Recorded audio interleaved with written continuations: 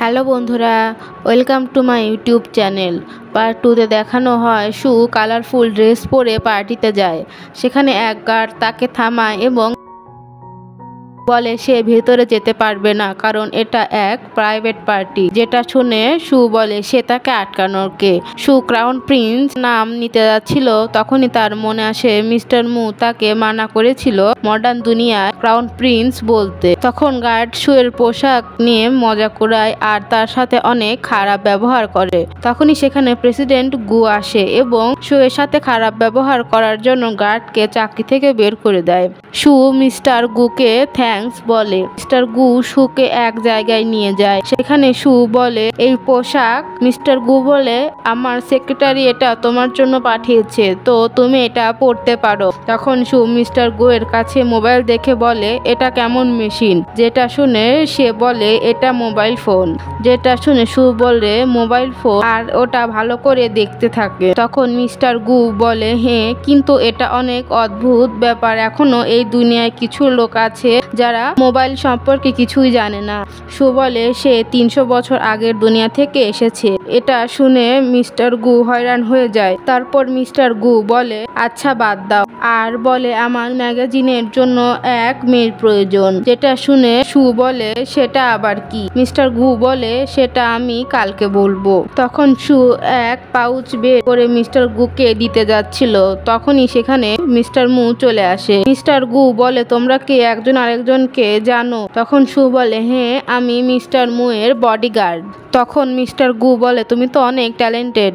Mister মু শুকে বলে তুমি আমার বডিগার্ড, তাহলে তোমার জিনিসও আমার জিনিস, তাহলে তুমি কি আমার জিনিস এভাবে সবাইকে দেবে? শু বলে প্রেসিডেন্ট গু আমাকে সাহায্য করেছিল, তাই শু প্রমিস করেছিল এই পাউচ মিস্টার গুকে দেওয়ার জন্য। মিস্টার মু বলে আমি তোমার কিছুই শুনতে পারছে না। এর জন্য শু উঠে মিস্টার মু এর কাছে যেয়ে বসে আর আবার বলে শু মিস্টার গুকে প্রমিস করেছিল। তখন মিস্টার মু বলে আমি এখনো কিছু শুনতে পারছি না।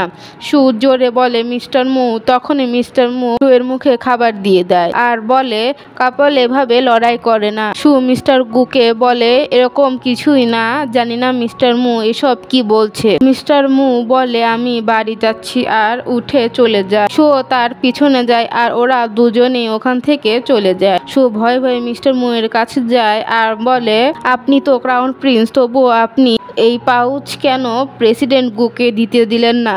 মিস্টার মু মনে মনে খুশি হয় যে শু মিস্টার গুকে পাউচটি দেয়নি। তখন শু বলে প্রেসিডেন্ট গু আমাকে সাহায্য করেছিল, তাই আমি তাকে পাউচটি দিতে চেয়েছিলাম।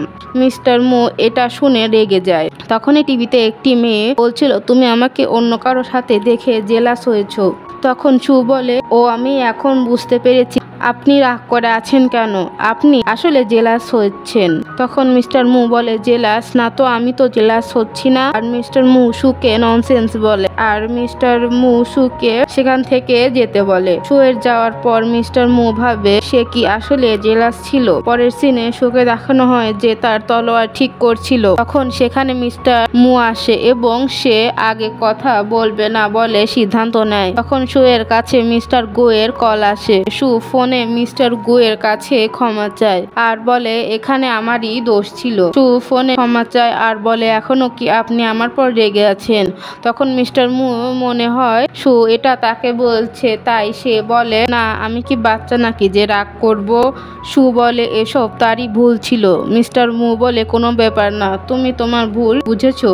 শু বলে চলুন আজ বাইরে যাই। মিস্টার মু বলে ঠিক আছে, আমরা দুজন ড্রামা দেখতে যাব। কিন্তু যখনই শু মিস্টার গু এর নাম নেয় তখন মিস্টার মু এর মন ভেঙে যায়। মিস্টার মু শু এর কাছে যে বলে সে কার সাথে কথা বলছে আর তার কাছে এই ফোন কি করে এলো। শু বলে এই ফোন তাকে ব্রাদার গু দিয়েছে আর মিস্টার মু এর কাছে ছুটি চায় এই বলে যে সে আর মিস্টার গু বাইরে যাবে। আর শু ওখান থেকে চলে যায় আর মিস্টার গু আপসেট হয়ে ওখানে দাঁড়িয়ে থাকে। নেক্সট সিনে শু এবং মিস্টার গু একসাথে কাজ করছিল। সেখানে মিস্টার মু পৌঁছে গিয়েছিল। এক ওয়ার্কার মিস্টার মুয়ের মাথায় মারে আর ঠিকমতো কাজ করতে বলে। সু তখন মিস্টার মুকে দেখে ফেলে আর বলে, আপনি এখানে কি করছেন? মিস্টার মু বলে, কেন, আমি কি এখানে আসতে পারি না? মিস্টার গু সুকে কাজ বোঝাতে থাকে।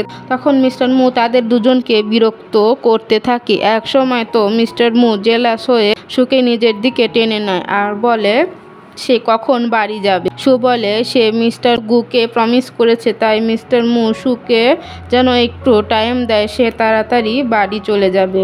মিস্টার মু সুকে তাড়াতাড়ি বাড়িতে আসার কথা বললে সেখান থেকে চলে যায়। পরের সিনে রাতে দেখানো হয় মিস্টার মু সুয়ের জন্য অপেক্ষা করছিল, কিন্তু সু সেখানে আসে না। নেক্সট সিনে মিস্টার মু তার অ্যাসিস্ট্যান্টকে জিজ্ঞেস করে সু কোথায়। অ্যাসিস্ট্যান্ট বলে সু তো সকালেই কোথাও চলে গেছে। তখনই সেখানে লিন আসে আর বলে মিটিওর শাওয়ার হতে চলেছে। লিন তা মিস্টার মুয়ের সাথে দেখতে চায়। তখনই মিস্টার মুয়ের মনে পড়ে মিটিওর শাওয়ারকে স্পেশাল দিন বলে সে সুকে বোকা বানিয়েছিল। তখনই সেখানে সু আসে, যা দেখে মিস্টার মু লিনের মুখ বন্ধ করে আর সুকে বলে তুমি এখানে কি করছো। লিন আবার কিছু বলতে যাচ্ছিল তো মিস্টার মু লিনকে ধরে ওখান থেকে নিয়ে যায় আর সু আপসেট হয়ে তাদের যেতে দেখে। নেক্সট সিনে সু রাক্ষসের মতো কেক খেতে থাকে। মিস্টার মুয়ের অ্যাসিস্ট্যান্ট আর শেফ তাকে হয়রান হয়ে দেখতে থাকে। পরের সিনে সু মিস্টার মুয়ের জন্য কেক নিয়ে যাচ্ছিল। রাস্তায় সে লিনকে পায়। লিন জিজ্ঞেস করে এই কেক তুমি কার জন্য নিয়ে যাচ্ছ? তখন সু বলে মিস্টার মুয়ের জন্য। লিন ওই কেক সুয়ের হাত থেকে নিয়ে খেতে থাকে। লিনের এই কাজে লিনের ওপর অনেক রাগ হয়। লিন বলে কেকের উপরে মধু দিলে আরো ভালো লাগতো। সু বলে সেটা কোথায় পাবো? লিন বলে রেফ্রিজার কারে, যেটা নিচে আছে। নেক্সট সিনে লিন মিস্টার মুয়ের কাছে যায়। মিস্টার মু বলে সু কোথায়? লিন বলে সে বিজি, তাই আমি তোমার বডিগার্ড হয়ে যাই। মিস্টার মু আবার জিজ্ঞেস করে সু কোথায়? তখন লিন বলে দেয় রেফ্রিজার কারে। মিস্টার মু ওইখানে যায় আর সুকে খুঁজতে থাকে। তখনই সেখানে এক লোক গাড়ির দরজা বন্ধ করে দেয়। মিস্টার মু ঠান্ডায় সেখানে কাঁপতে থাকে আর বলে সে মিটিওর শাওয়ার সুয়ের সাথে দেখতে চায়। আর এখানে পার্ট 2 শেষ হয়ে যায়। আশা করি আপনাদের কাছে ড্রামাটি ভালো লেগেছে।